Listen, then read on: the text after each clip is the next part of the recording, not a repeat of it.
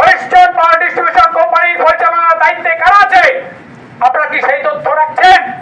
আপনারা কি জানেন হাসিনার বিরুদ্ধে আমরা যারা আন্দোলন করেছি তাদেরকে এখন বিভিন্ন ভাবে ইগনোর করার চেষ্টা করা হচ্ছে, ফ্যাসিবাদী কায়দায় এই প্রতিষ্ঠানকে চালানোর চেষ্টা করা হচ্ছে।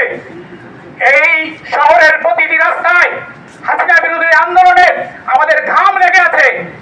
আর সেই গুপ্ত আর স্বৈরাচারের দোসরেরা এখনো জনগণকে শাসন করবে, আর আমরা চেয়ে দেখবো তা কোনোভাবেই হবে না।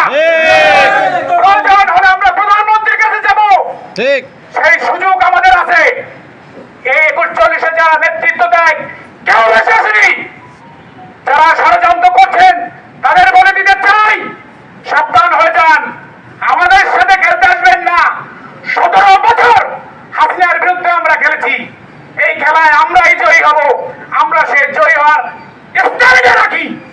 প্রিয় নেতৃবৃন্দ এবং সদস্য ভাইয়েরা, এই পর্যায়ে আপনাদের সামনে বক্তব্য রাখছেন আমাদের এই দীর্ঘদিনের সাথী স্টেট কল্যাণ সমিতির নেতা